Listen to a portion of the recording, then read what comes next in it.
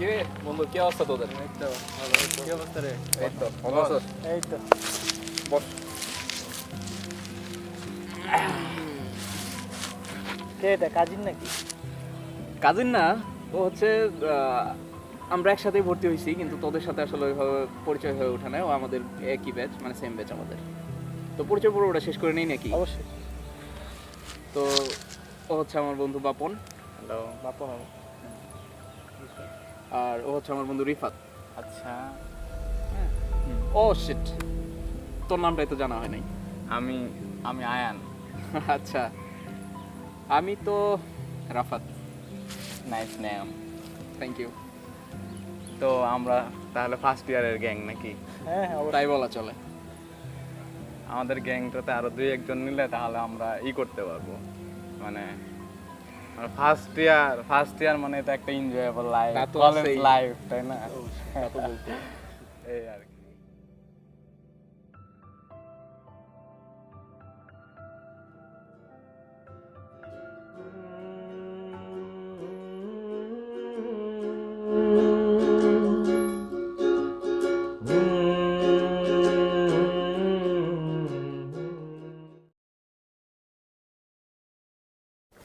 কিরে, কি অবস্থা?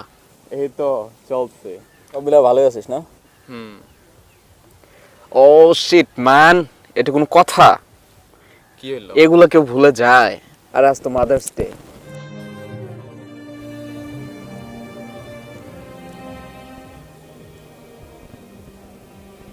হ্যালো মা, কেমন আছো তুমি? ও না, আমি ভালো আছি। ও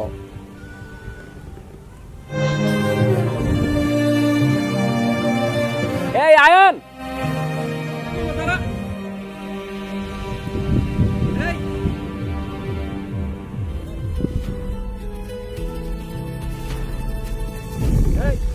কি রে, কি হয়েছে তোর? না, কিছু হয় নাই। কিছু না বললেই হলো? কিছু না হইলে কি কেউ এইভাবে চলে আসে? আরে বললাম না ভাই, কিছু হয় নাই। ব্রেকআপ টেকআপ হয়েছে নাকি? হইলে বল। ওইসব কিচ্ছু না। কিছু তো একটা হয়েছে। কি হয়েছে আমার সাথে শেয়ার কর। কিছু না হইলে তোর ওইখান থেকে এইভাবে উঠে আসতি না। আরে ভাই বললাম না কিচ্ছু হয় নাই। আচ্ছা শোন, মনটাকে ফ্রেশ করতে হইলে অবশ্যই কি হয়েছে সেটা শেয়ার করতে হবে। কারণ তুই আমার সাথে শেয়ার কর। আচ্ছা, আমি তোর ব্যাপারটা বুঝতে পারছি। চল কোথাও যাই, বসি, বসে তোর কথাগুলো শোন।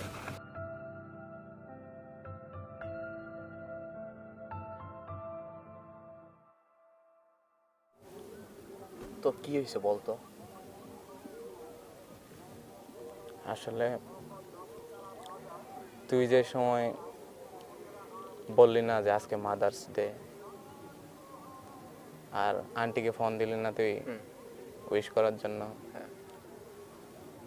ওই সময় আমার মায়ের কথা অনেক মনে পড়তেছিল রে। আজব, এটা নিয়ে তোর মন খারাপ করতে হয়? তুই আন্টিকে ফোন দে, ফোন দিয়ে কথা বল। আজকেই তো দিন, ফোন তো দিবি, উইশ করবি না? আন্টিকে ফোন দে। ফোন, তাকে তো ফোন দেওয়ার মতো কোনো ফোন নাম্বার আমার কাছে নাই। কেন, আন্টি কি ফোন ইউজ করে না? আরে বিষয়টা আসলে তেমন না। মানে? আসলে আমার মা আর এই পৃথিবীতে বেঁচে নেই। বেঁচে নেই? হ্যাঁ, তখন আমি ক্লাস 5-এ পড়ি। প্রতিদিনের মতো সেদিনও আমি ক্লাস শেষে বাসার দিকে যাচ্ছিলাম, কিন্তু সেদিন বাসায় যাওয়ার পথে মনের ভেতরে কেমন জানি একটা অনুভূতি হচ্ছিল। মনে হচ্ছিল জীবন থেকে কাউকে মনে হয় হারিয়ে ফেলতে যাচ্ছি। আর আমার বাসার কাছে আসতে আমার কানে কান্নার আওয়াজ ভেসে আসতেছিল। তখনই আমি দৌড়ে বাসায় ঢুকতেই দেখলাম চারপাশে অনেক লোক, সবাই কাঁদতেছিল। ভিড়ের ভেতরে ঢুকে দেখলাম আমার মা আর নেই। আর মা মারা যাওয়ার পর থেকে আমি সব কিছু বাদ দিলেও একমাত্র পড়াশোনাটা বাদ দিতে পারিনি। কারণ আমার মায়ের একটা স্বপ্ন ছিল প্রতিষ্ঠিত হয়ে দেশের সেবা করব। ড্রিমকে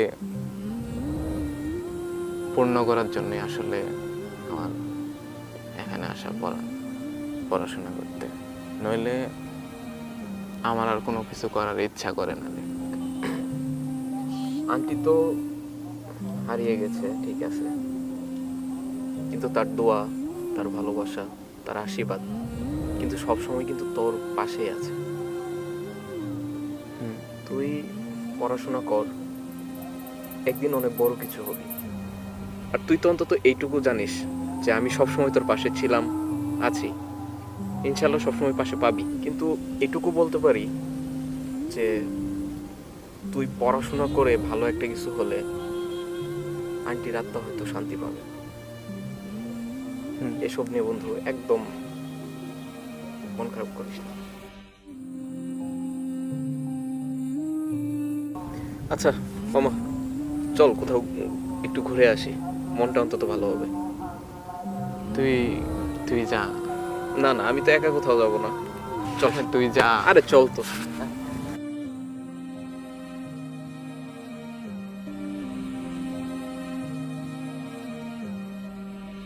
কি আজকে তো রেজাল্ট দেওয়ার কথা।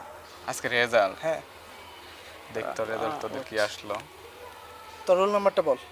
আরে না, তোদেরটা আগে দেখ। আরে বল না। আরে তোদেরটা আগে দেখ না, আমরা এই পরে তোরটা তোরটা কত? তোরটা বল। আমারটা দেখবি?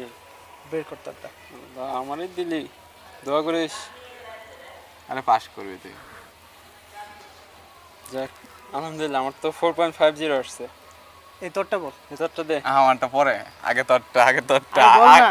আগে তোরটা, আমারটা পরে, আচ্ছা, আমারটা পরে, দেখ, তারপর আগে দেখ। তোরটা।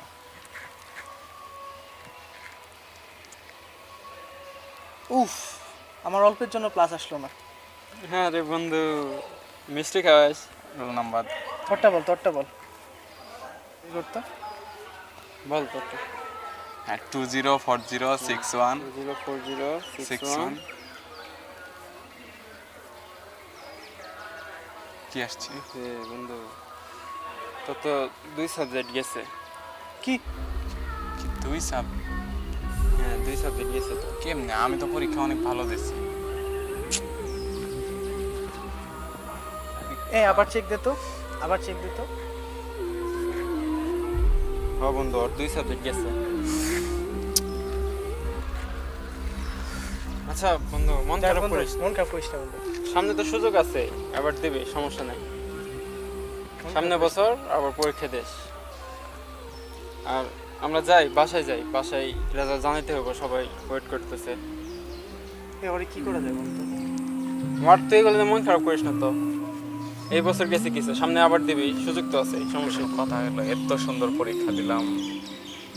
এই তুই কি আমাদের সাথে পড়ছিলি না? কোন হলে পড়ছিলি তুই? আরে ওই 3 নাম্বার হলে।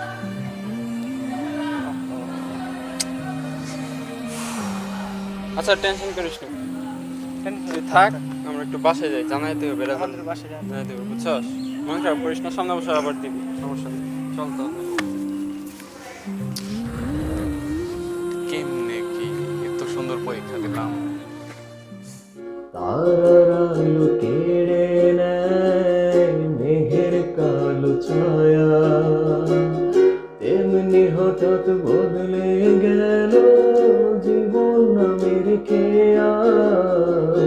তারার আলো কেড়ে নেয় মেঘের কালো ছায়া, তেমনি হঠাৎ বদলে গেল জীবন নামের খেয়া।